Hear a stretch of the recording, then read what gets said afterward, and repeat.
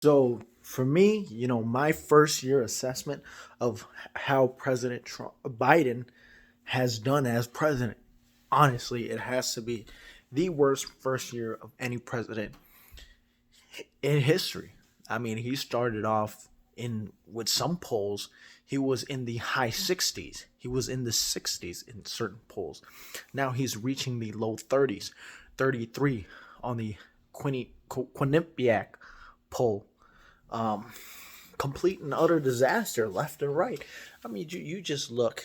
The first thing he did when he got into office, he closed off the Keystone Pipeline. He closed off a couple pipelines, and what happened? Gas prices went up.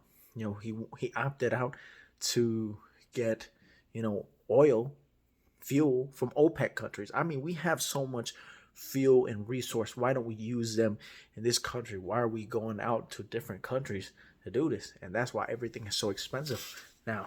You look at the inflation, the supply chain crisis, the Afghan crisis, leaving 80 something billion worth of high tech weapons in the hands of the enemies that will be used against our kids, our grandkids in the future.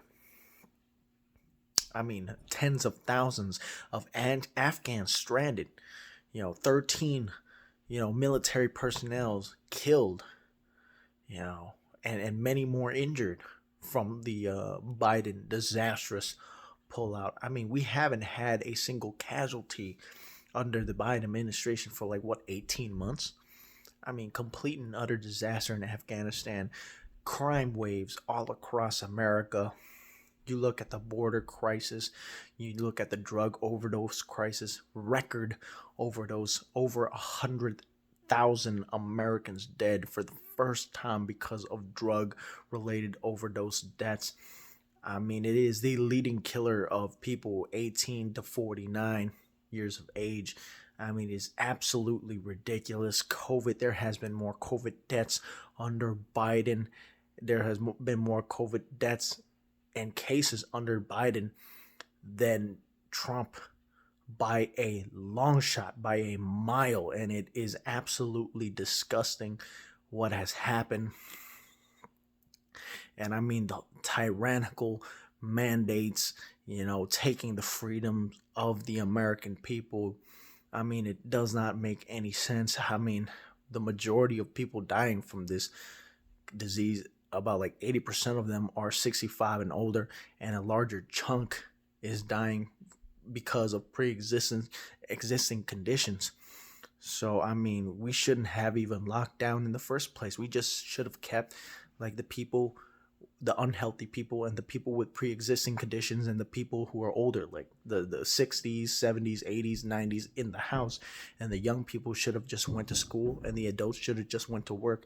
We wouldn't be facing an economic collapse like so. So, I mean, he failed in the COVID response. He failed economically. He failed to protect the citizens. Crime is going crazy. He's failing to protect our troops. He's failing to protect our men in blue, our heroes in uniform. And it is disgusting what is happening. And they are refusing to give treatment to kids and adults who are not vaccinated. There is a kid with leukemia, 4 years old, refused to give him treatment because he was unvaccinated. A 4 year old boy, you know, a man with diagnosed with heart problems. He needed a heart transplant and they allowed him to die because he was unvaccinated. This is this is unmoral. I mean, as a person with Christian Judea, values and morals, I am against, discriminating people, based on whether it be skin color or based on their vaccination status. It is terrible what they are doing. And I don't agree with butchering, killing innocent unborn babies. We have things called condoms. We have birth control pills. We have different kinds of birth control. We have adoption centers. So for you to, butcher and kill an innocent baby is, to me, is unacceptable. And I believe that marriage is between a man and a woman, but that's for a different video. But just speaking based on what's going on right now, it's been disaster after disaster all across the board. I mean, I have never seen somebody fall from grace this fast in my life. His approval rating went all the way from up here all the way to down here. With Trump, he was always hated. I mean, from the first point and moment in time that he went down that escalator, people were attacking him simply for the fact, just because he's Donald Trump, just to attack him. But I mean, Biden, at first he was beloved by the media just because he was Biden.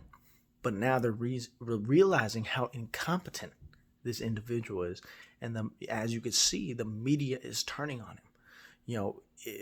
The independent voters, black voters, Hispanic voters, Asian voters, white voters, they are shifting to the right like never before.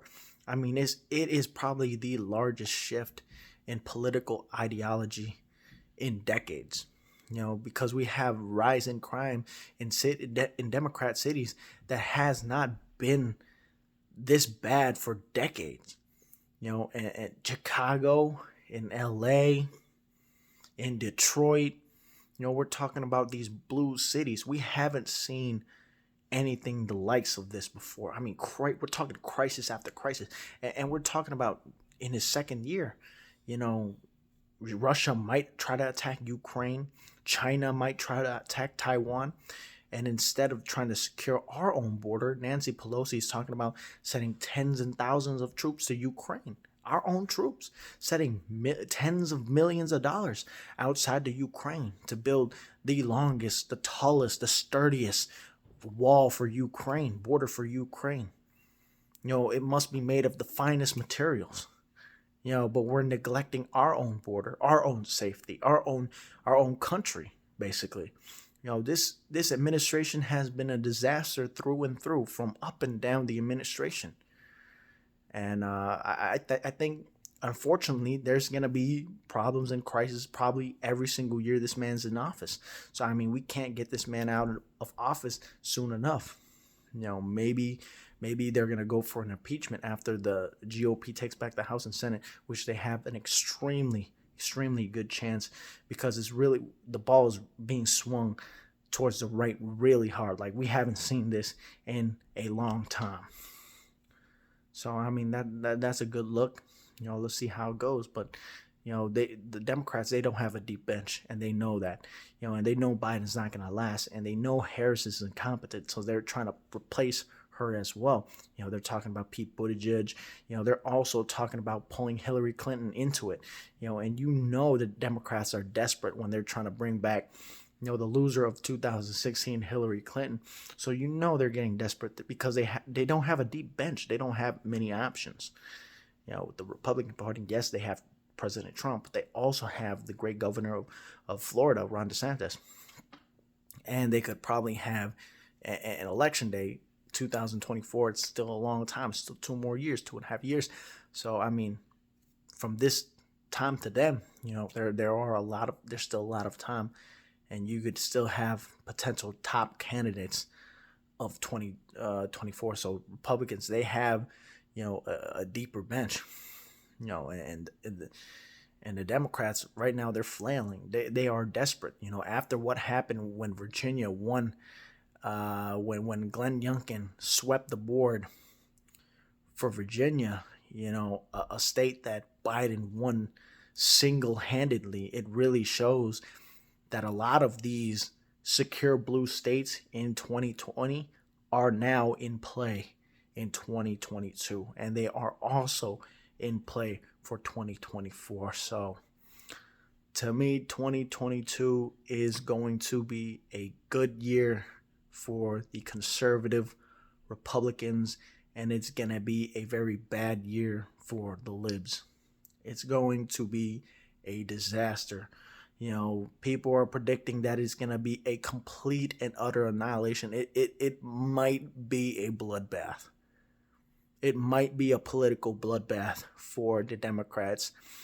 And I mean, you can't be surprised. I mean, that is just the American people responding to the terrible job of the, you know, Mr. Sleepy in Chief, the sleeper in chief, you know. Yeah, so good times. Good times.